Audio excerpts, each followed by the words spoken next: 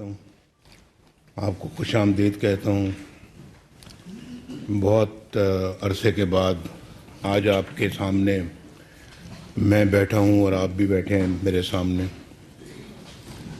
مجھے بڑی خوشی ہو رہی ہے اور اتنے سالوں کے بعد ہم اکٹھے ہوئے ہیں تو کافی دیر بیچ میں غیر حاضری ہماری لگتی رہی ہے، لیکن اللہ تعالیٰ کا شکر ادا کرتا ہوں جی میں اللہ تعالیٰ کے حضور سجدہ شکر بجا لاتا ہوں کہ اللہ تعالیٰ نے آج پھر یہ دن دکھایا ہے اور مقدمات سے، جو جعلی مقدمات سے، ان سے بریت بھی اللہ تعالیٰ نے عطا فرمائی ہے۔ اور ان مقدموں کا کھوکھلا پن آپ کو معلوم ہو گیا ہوگا، جو کہ میرا خیال ہے کہ ہمارے پارٹی رہنماؤں کا، ہمارے کارکنوں کا میری بے گناہی پہ ان کو پورا یقین تھا کہ یہ سارے مقدمے جو ہیں نا جان بوجھ کے بنائے گئے ہیں، ہماری حکومت ختم کرنے کے لیے بنائے گئے ہیں، نواز شریف کو وزارت عظمیٰ سے نیچے اتارنے کے لیے بنائے گئے ہیں۔ اس میں تو میرا خیال ہے کہ پارٹی کو، پارٹی کے کارکنوں کو اور پارٹی کے علاوہ عام شہریوں کو کوئی شبہ ہی نہیں تھا پہلے دن سے۔ آپ دیکھیں دونوں مقدمات میں، تینوں مقدمات میں کوئی جان ہی نہیں تھی۔ ہائی کورٹ میں آئے ہیں تو ان کا کھوکھلا پن پوری قوم کے سامنے، دنیا کے سامنے ظاہر ہو گیا ہے، اور کہ اس میں ہے ہی کچھ نہیں، نہ کوئی ایویڈنس ہے، نہ کوئی اس میں کوئی الزامات کے ثبوت ہیں۔ سب کچھ انہوں نے جو ہے نا وہ جے آئی ٹی نے اور ان سب لوگوں نے مل کے وہ بنائے تھے۔ اس کے پھر ججوں نے جو ٹرائل کیا ہمارا، پھر اس کے بعد کچھ نہیں ملا۔ جب کچھ نہیں ملا پاناما میں تو اقامہ نکال لیا، یعنی پاناما کو کرتے کرتے بیچ میں اقامہ اچانک آ گیا، کیونکہ پاناما میں تھا کچھ نہیں، ملا کچھ نہیں۔ وہ سزا دینا چاہتے تھے، مجھے کرسی سے اتارنا چاہتے تھے، تو پاناما تو اس کی اجازت نہیں دیتا تھا، تو انہوں نے اقامہ نکال لیا اور پھر وہ فیصلہ سنایا جو دنیا میں مذاق بن کے رہ گیا۔ اقامہ پہ آپ یعنی کہ ایک وزیر اعظم کو نکال رہے ہیں، اس نے بیٹے سے تنخواہ نہیں لی، اس بات پہ آپ وزیر اعظم کی چھٹی کرا رہے ہیں، سسلین مافیا کہہ رہے ہیں، اس کو گاڈ فادر کہہ رہے ہیں آپ۔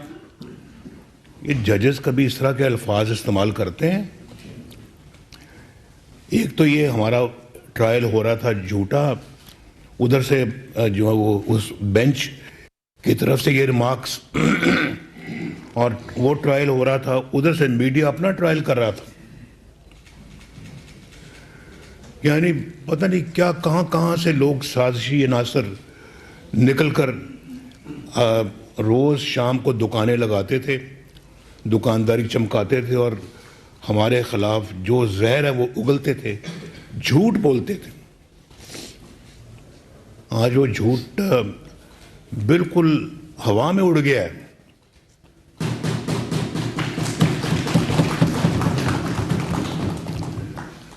کل جب وہاں میں تھا تو مجھے اپنا جو ہے نا وہ وہاں پوچھا، دوستوں نے مبارکباد دی، تو مبارکباد لیتے تو انسان کے منہ پہ ذرا ایک اطمینان سا آ ہی جاتا ہے نا جی، ذرا تھوڑا سا انسان مبارکباد وصول کرتا ہے تو وصول بھی اچھے طریقے سے کرنی چاہیے۔ لیکن جو دکھ ہمیں دیے گئے ہیں اس کا کوئی مداوع ہے؟ کیا مداوع ہے اس کا؟ اور آپ یہ دیکھیں کہ میں لندن میں موجود تھا، میرے ساتھ مریم بھی تھی، تو ہم نے درخواست کی کہ بھائی ہم آ رہے ہیں، ہمارے آنے پر آپ نے جو فیصلہ سنانا ہے وہ آنے پر سنائیں، میں کورٹ میں آ رہا ہوں۔ لیکن انہوں نے ذرا بھی بات نہیں مانی، میں نیب کورٹ کی بات کر رہا ہوں۔ انہوں نے فیصلہ سنا دیا، مجھے 10 سال قید سنا دی، مریم کو 7 سال قید سنا دی، جائیدادیں ضبط کر لی جائیں، جرمانے، بڑے بڑے جرمانے جو نا وہ ڈال دیے ہمارے اوپر۔ تو میری اہلیہ آخری سانسیں لے رہی تھی وہاں پر، اور میں نے کہا مریم کو، میں نے کہا کہ اللہ تعالیٰ ان کو شفا عطا فرمائے، چلتے ہیں پاکستان سزا سننے کے بعد۔ میں نے کہا بالکل جاتے ہیں، اور جو ہے وہ بھگتیں گے سزا، جعلی مقدمہ ہے، اللہ تعالیٰ پہ ہم اپنا معاملہ چھوڑتے ہیں، لیکن ہم یہ نہیں کریں گے کہ ہم سزا سننے کے بعد یہاں بیٹھے رہیں۔ میرے ساتھ گئی، آخری دن تک میری اہلیہ بھی ہوش میں نہیں آئی، ان کو وہیں ہم ہسپتال میں ICU میں چھوڑ کے آئے۔ کبھی کبھی میں سوچتا ہوں شاید پتہ نہیں مجھے ان کے ساتھ رہنا چاہیے تھا، وہ بڑے کرٹیکل دن تھے ان کے لیے، زندگی کے لیے۔ تو ڈاکٹرز نے مجھے کہا تھا جب میں گیا یہاں سے، تو ہم بڑے خوش تھے کہ جا رہے ہیں، مقدمے کے بیچ میں سے ہمیں 1 ہفتے کی چھٹی لی ہم نے ان کی تیمارداری کے لیے۔ لندن گئے ہم، وہ گھر پہ تھے ان دنوں میں، تو ہم نے کہا چلیں آج شام کو جائیں گے، پہنچیں گے، ملاقات ہوگی۔ تو جب ایئرپورٹ پہ اترے تو ہمیں حسین لندن ایئرپورٹ پہ لینے آیا، تو انہوں نے کہا جی کہ آپ ابھی ہم ہسپتال جائیں گے۔ میں نے کہا کیوں، کیا ہوا؟ کہ رات کو ان کی طبیعت بڑی خراب ہو گئی، تو ان کو ICU میں داخل کر دیا گیا۔ ہمیں بڑی حیرت ہوئی کہ کیا بات ہو گئی ایک دم۔ وہاں گئے تو بے ہوش تھیں، تو جو ڈاکٹر تھا وہ اپنا انگریز ڈاکٹر تھا، تو مجھے اپنا ان کے ساتھ میں نے کہا ان سے ہم ذرا بیٹھ کے بات تو کریں، پوچھیں کہ ان کی کنڈیشن کیا ہے۔ تو بے ہوش تھیں، تو کہنے لگا she has 1% chance of survival, 1%، اور 99% یہ کہ یہ نہیں سروائیو کریں گی۔ تو آپ اندازہ کر سکتے ہیں کہ کیا ہمارے اوپر بیتی ہوگی۔ تو ہم وہاں پہ 1 ہفتے کے لیے گئے، لیکن ان کی طبیعت بہت چونکہ خراب تھی، تو ہم نے ایکسٹینڈ کر دیا اور بھی۔ تو ہم تقریباً 1 مہینہ پھر وہاں رہے۔ 1 مہینے میں وہ ہوش میں نہیں آئیں، اور پھر یہاں سزا سنتے پر واپس آ گئے۔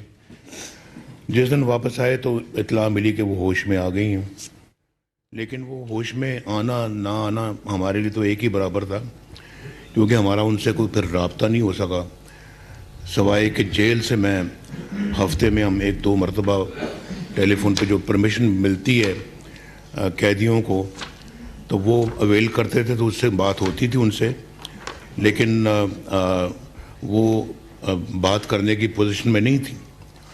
لیکن ڈاکٹرز کہہ رہے تھے کہ ریکور کر رہی ہیں۔ بہرحال وہ اچانک پھر اپنا طبیعت ان کی ناساز ہوئی، ان کو پھر دوبارہ ICU میں داخل کر دیا گیا تقریباً 3 مہینے بعد۔ ان 3 مہینوں میں ہم جیل وہاں پہ اڈیالہ میں تھے، تو وہاں ایک عجیب داستان ہے، وہ میں داستان سنانا چاہ رہا تھا، پہلی بھی آپ نے سنی ہے، لیکن وہ ایک بڑی ایک معنی خیز قسم کی داستان ہے جو بار بار میری توجہ ادھر جاتی ہے، اور میرے منہ سے یہ باتیں نکلتی ہیں، بار بار نکلتی ہیں۔ کئی دفعہ میں سوچتا ہوں کہ میں بار بار کیوں بات کرتا ہوں، لیکن کرنی پڑتی ہے، یہ باتیں یاد رہتی ہیں اور زندگی بھر یاد رہیں گی، یہ نہیں بھول سکتی۔ یہ وہ زخم ہے جو کبھی بھریں گے نہیں۔ اور میں جیسے میں نے لاہور آ کے یہ کہا تھا 21 اکتوبر کو کہ میں کسی انتقامی جذبے سے یہاں نہیں آیا. میں نہیں چاہتا کہ کوئی انتقام لیا جائے, لیکن حساب تو لینا بنتا ہے. یہ تو پوچھنا چاہیے کہ ایسا کیا کیوں اس ملک کے ساتھ. میرے ساتھ جو ہوا سو ہوا, لیکن سزا, اصل سزا تو پاکستان کے عوام کو ملی ہے, جن کے لیے آج اس زمانے کی 4 روپے کی روٹی آج 15 روپے کی 20 روپے کی ہو گئی, جن کے لیے 50 روپے کی چینی آج نہ جانے 150 روپے کی ہو گئی. اس زمانے کی بجلی آج اتنے مہنگے بل ہو گئے کہ بل ادا نہیں ہو سکتا. اس سے بڑی سزا کیا ہو سکتی کہ ہمارے قوم کے بچے اسکول نہ جا سکیں. اس سے بڑی سزا کیا ہو سکتی کہ ان کے 2 وقت کا کھانا نہ میسر ہو سکے. کیا سزا اس سے بڑی ہو سکتی ہے کہ وہ بیچارے یہی سوچتے رہیں کہ ہم اس مہینے کے اندر اپنے بچوں کی فیس اسکول کی کیسے ادا کریں. اگر ہم نے بل دینا ہے بجلی کا تو فیس نہیں دی جا سکتی, اور اگر فیس دینی تو بل نہیں دیا جا سکتا, اور اگر بل دیں گے تو کرایہ مکان جو مالک مکان ہے وہ نکال کے باہر پھینکے گا.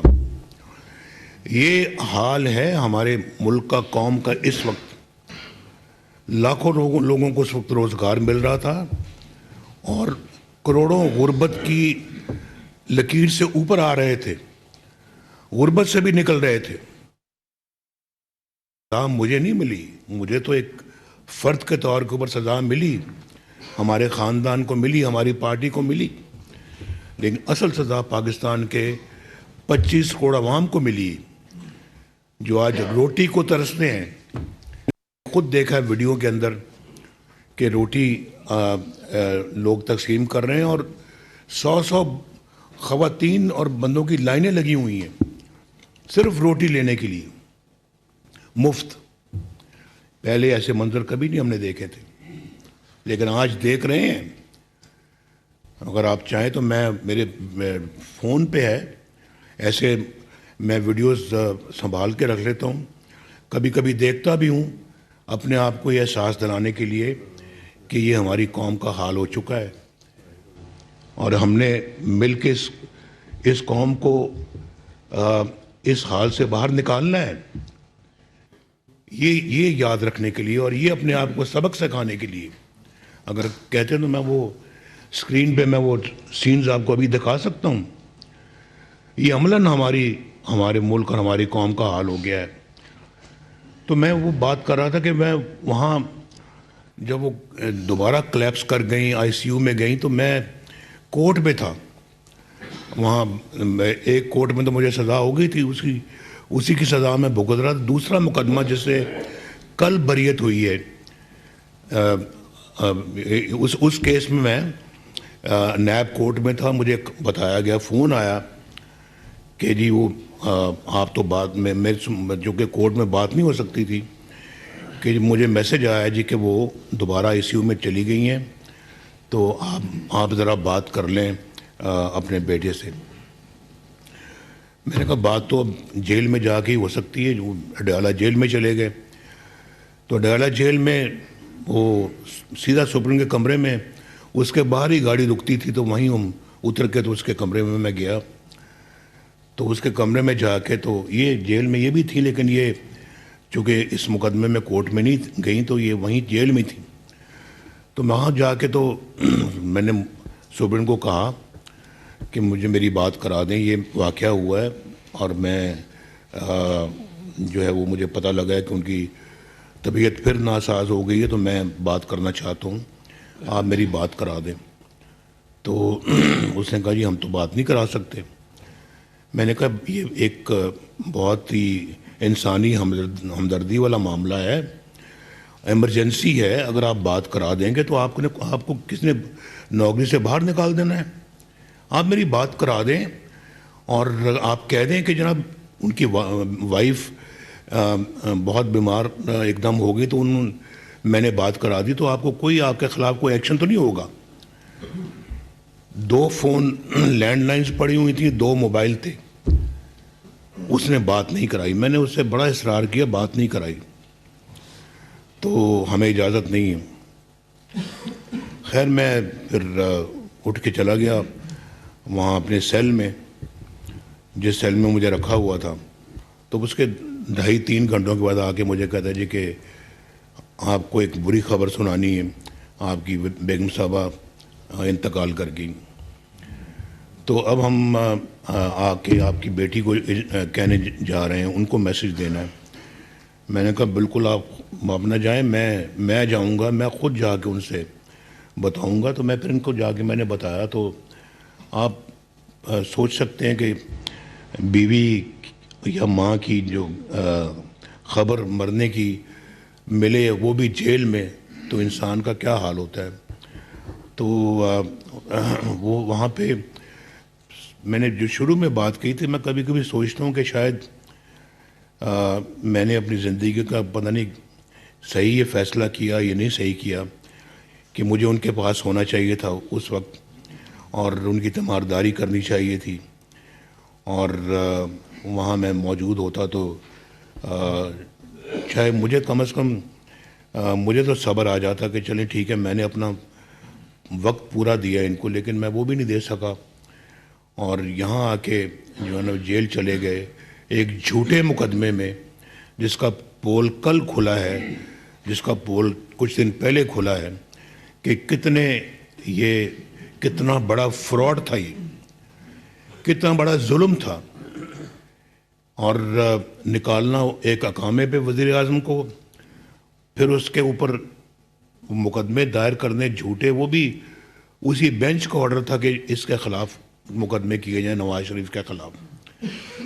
یہ نیب کا اپنا فیصلہ نہیں تھا، نیب کو یہ حکم سنایا گیا تھا. اور اس کے بعد پھر جج بٹھا دیا، جس جج نے میرے خلاف فیصلہ سنایا تھا، اس جج کو بٹھا، جسٹس اعجاز الحسن کو مانیٹرنگ جج لگا دیا کہ جی آپ بیٹھیں اور آپ سپروائز کریں سارے مقدمے کو، کارروائی کو، اور آپ نے مطلب یہ کہ جی آپ نے انشور کرنا ہے کہ نواز شریف کو سزا ہوگی، اور جلدی سے جلدی ہوگی. ویکینڈز پہ بھی کورٹ لگا کرے گی. اتنی جلدی تھی سزا سنانے کی کہ ویکینڈز میں بھی، اور جج کو چھٹی بھی لینے سے منع کر دیا گیا کہ آپ نے یہ کام کرنا ہے. یہ اتنی بڑی سازش ہے اس ملک کے خلاف جس کا آپ اندازہ نہیں کر سکتے. یہ اس لیے میں بار بار یہ بات کرتا ہوں، میں کہتا ہوں جی کہ یہ پاکستان کے خلاف اور 25 کروڑ عوام کے خلاف یہ ایکشن ہوا ہے، یہ سازش ہے، اور 25 کروڑ عوام کو اس کا نوٹس لینا چاہیے، پورا نوٹس لینا چاہیے. میں کسی انتقامی جذبے سے یہ بات نہیں کر رہا، لیکن یہ معاملہ بہت سیریس ہے. وہ کون لوگ ہیں جنہوں نے یہ کام کیا اور کیوں کیا؟ وجہ پتہ لگنی چاہیے. میں نے تو جنرل باجوہ کے خلاف کوئی سازش نہیں کی، کبھی نہیں کی. نہ میں نے کبھی جنرل راحیل شریف کے خلاف کبھی سازش کی ہے، نہ کبھی کسی اور کے خلاف کبھی کوئی سازش کی ہے. ہم نے تو اپنا کام کیا ہے. ہم نے تو سڑکیں بنائی ہیں، موٹر ویز بنائی ہیں، بجلی کی لوڈ شیڈنگ کو ختم کیا ہے، ایٹمی دھماکے کیے ہیں، دفاع کو مضبوط کیا ہے. یہ JS-17 جو پاکستان بناتا ہے فائٹر پلین، اس معاہدے پہ میرے دستخط ہیں، اس پہ چائنا کے وزیر اعظم کے اور میرے موجودگی میں ہی ہم نے ایگریمنٹ سائن کیا وہاں پہ. اور اس کے بعد پاکستان میں سی پیک ہم لے کے آئے اللہ کے فضل و کرم سے. پاکستان کی ترقی 6.3 پر لے کے آئے.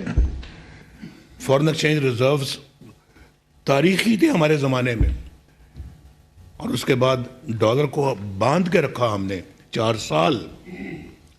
یہاں تو ایک گھنٹے میں ڈالر اوپر نیچے جاتا ہے، 4 سال باندھ کے رکھا.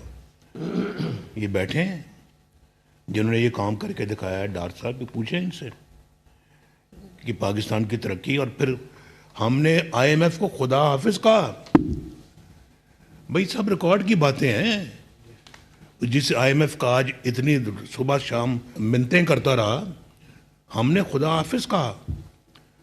یہ بیٹھے ہیں پوچھیں پاکستان کی ترقی، پاکستان کا بجٹ جہاں ہے، جو ڈیولپمنٹ بجٹ ہے، وہ کہاں سے کہاں لے گئے ہم. آپ کے علاقوں میں جو سڑکیں بنی ہیں، جو موٹر ویز بنی ہیں، 10 گھنٹے کا سفر آج 3 گھنٹے میں ہو گیا اللہ کے فضل و کرم سے. وہ ایسے ہی ہو گیا، ڈیلیور کیا اللہ کے فضل سے ہم نے. اور سبزیاں سستی، چینی سستی، آٹا سستا، گھی سستا، گوشت سستا، بھائی ہر چیز سستی. مہنگائی کم سے کم لیول پہ تھی. ہمارے جانے کے بعد مہنگائی کو دگنا تگنا چوگنا کر دیا. یعنی چوگنا کیا، یعنی کہ قیمتیں کنٹرول میں نہیں رہیں. اور پاکستان کے عوام کو یہ سب سے بڑی سزا پاکستان کے عوام کو ملی. یہ ہے وہ سزا. یہ سزا مجھے تو ملی، لیکن مجھ سے زیادہ، کہیں زیادہ پاکستان کے عوام کو دیے. بتائیں مجھے ذرا، بتائیں وہ کس طرح سے جسٹیفائی کرتے ہیں یہ سارا ایکشن جو انہوں نے اس قوم کے خلاف کیا ہے. میری وجہ سے، میری دشمنی میں نے کیا بگاڑا تھا بھائی؟ میں نے کیا بگاڑا تھا وہ اس بینچ کا، جس بینچ نے یہ سسلین مافیا بھی کہا. اور یہ بھی آپ کو پتہ ہونا چاہیے کہ ان میں سے ایک جج تھا جس کا نام شیخ، کیا نام تھا، عظمت. ان کی کوئی عزیزہ تھی جس کا کوئی پروموشن کا کیس تھا. تو اس پروموشن گورنمنٹ سرونٹ تھی وہ، تو وہ اپنا میرٹ پہ ہونا تھا. تو اس کیس میں، کسی کیس میں یا اس کیس میں، وہ کہتے ہیں جناب نواز شریف کو پتہ ہونا چاہیے کہ اڈیالہ جیل میں بہت جگہ ہے، میں وزیر اعظم ہوں. اور ایک جج صاحب یہ ریمارکس پاس کر رہے ہیں اپنے ملک کے وزیر اعظم کے خلاف کہ ان کو پتہ ہونا چاہیے کہ اڈیالہ جیل میں بڑی جگہ ہے. تو ان کی خواہش تو اس وقت سے تھی مجھے اڈیالہ جیل بھیجنے کی. تو اگر اس مائنڈ سیٹ سے لوگ آئیں گے تو پھر پاکستان کا یہی حشر ہوگا جو ہم دیکھ رہے ہیں. اسی طرح ہوتا رہے گا، خدا نخواستہ ہوتا رہا ہے. 1947 سے ایسا ہوتا رہا ہے، اور نہ جانے کب تک ہوتا رہے گا اگر ہم نے سبق نہ سیکھا. یہ بہت افسوسناک بات ہے یہ جو میں آپ کے سامنے کر رہا ہوں. اور یہ جو اس کو یہ پھینک دینے والی بات نہیں ہے. جو ملک و قوم نے جو قیمت ادا کی ہے اس کا حساب ہونا چاہیے. انتقام نہ صحیح، مجھے انتقام سے کوئی غرض نہیں ہے. میں ذاتی طور پہ میں کسی کو نہ معاف کر سکتا ہوں، نہ میں کسی کو اپنا کوئی رائے دے سکتا ہوں. لیکن جو قوم جنہوں نے قوم کے خلاف اس طرح کے کام کیے، مجھے کوئی حق نہیں پہنچتا کہ میں ان کو کہہ دوں کہ جناب میں بھول گیا ہوں. میں نہیں بھول سکتا. اس کا جو اس کا ذمہ دار ہے اس کا حساب لیا جانا چاہیے، ورنہ ملک کے ساتھ یہ تماشا، یہ کھیل ہوتا رہے گا، یہ بند نہیں ہوگا. یہ میں جو باتیں کر رہا ہوں یہ بہت امپورٹنٹ باتیں ہیں، اور اپنی ذات کے لیے بالکل نہیں کر رہا. آپ یہ توقع کریں بھی نہ کہ 3 دفعہ وزیر اعظم بننے کے بعد میں اپنی ذات کے لیے کوئی بات کروں گا. مجھے اب آج اگر کوئی چیز عزیز ہے تو صرف پاکستان ہے، اس کے 25 کروڑ عوام ہیں، ان کی ویلفیئر ہے، ان کی خوشحالی ہے. اس کی خوشحالی کو اگر کوئی بدحالی میں بدلتا ہے تو میرا سب سے بڑا دشمن وہی ہے، اس قوم کا دشمن وہی ہے. تو مجھے اس کو معاف کرنے کا کوئی اختیار نہیں. تو انشاءاللہ 8 فروری کو عوام پر مشتمل اب سب سے بڑی GIT بنے گی. انشاءاللہ GIT بھی بنے گی اور سب سے بڑی عدالت بھی بنے گی. تو انشاءاللہ وہ پھر تاریخی فیصلہ دے گی، اور ہمیں اپنا جو ہے نا یہ باتوں کو بڑے غور سے صرف سننا نہیں چاہیے، اپنے پلے پلے باندھنی چاہیے کہ یہ ہے ہمارے بھائی کی وجوہات، اور ہم نے اپنے ملک کو ایسے ہاتھوں میں نہیں چھوڑنا کہ جو کھیل کھیلیں ملک اس کا شکار ہوتا پھرے، بالکل نہیں، ورنہ یہ اس طرح کے کھلنڈرے آتے رہیں گے اور پاکستان کی تباہی اور زیادہ بڑھاتے رہیں گے۔ تو بس میں جی اتنی آج بات کرنا چاہ رہا تھا۔ مجھے جہاں اس بات کا اطمینان ہے کہ ان جھوٹے مقدموں سے مجھے اللہ تعالیٰ نے بری فرمایا ہے، تو آپ دیکھ لیں کہ کتنی جلدی وہ فیصلے ریورس ہوئے ہیں، اور کل کورٹ میں کورٹ کی اگر آپ نے کارروائی سنی ہو تو انہوں نے بالکل یعنی کہ صاف صاف کہہ دیا ہے کہ یہاں تو کوئی ایویڈنس ہی نہیں ہے، کچھ بھی نہیں ہے، کوئی ثبوت ہی نہیں ہے، کوئی کاغذات ہی نہیں ہے، ساری ایک سازش کے تحت، انہوں نے تو نہیں کہا لیکن میں کہہ رہا ہوں اور دنیا بھی کہہ رہی ہے، ایک سازش کے تحت یہ سارے مقدمات بنائے گئے اور پاکستان کے 25 کروڑ عوام کے نمائندے کو دھکے دے کے وزارت عظمیٰ سے باہر نکالا گیا اور جیلوں میں ڈالا گیا، خاندان کو بھی سپیئر نہیں کیا گیا، اس کی بیٹی کو اس کو آنکھوں کے سامنے گرفتار کیا گیا۔ جب نیب مریم نواز شریف کو لے کر، تو میں سامنے بیٹھا ہوا تھا، میں دیکھ رہا تھا جب وہ اس کو ریسٹ کرنے آئے تھے، میں کوٹ لکھپت جیل میں تھا میں، اور مجھے گھر سے ملنے آئی تھیں، میرے لیے کھانا لے کے آئی تھیں، اور ابھی ہم نے کھانا شروع بھی نہیں کیا تو اس کو وہاں سے وہ اریسٹ کر کے لے گئے۔ یہ میرے دائیں بائیں سب بیٹھے ہوئے ہیں جو جیلوں میں رہے ہیں۔ اب بتائیں اس بندے کا کیا قصور ہے؟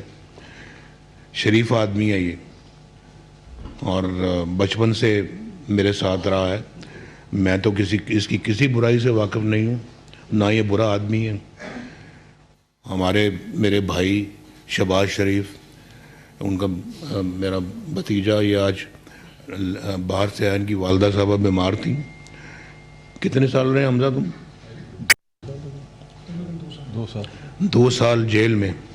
بتائیں ذرا کیا کون سا اس کے پاس سرکاری عہدہ تھا؟ کیا تھا اس کے پاس؟ 1999 میں میرا بیٹا حسین، اس کے پاس کون سا عہدہ تھا؟ 1 سال بلکہ 14 مہینے مشرف کی جیل میں رہا وہ۔ کون سا عہدہ تھا اس کے پاس؟ کیا کون سی وزارت تھی؟ کون سی اس کے پاس کون سا مشیر تھا وہ؟ اس کے پاس کون سا عہدہ تھا مریم کے پاس؟ یہ کون سی کو میری وزیر یا مشیر تھی؟ یہ کیا ہے سب کچھ؟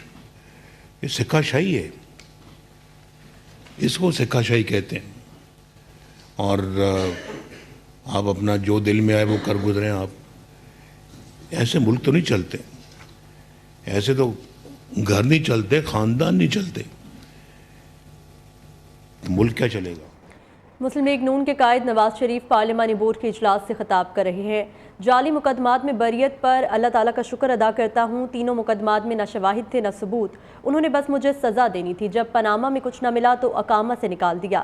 ان کا کہنا تھا کہ فیصلہ ایسا سنایا گیا کہ ساری دنیا میں مذاق بن کر رہ گیا۔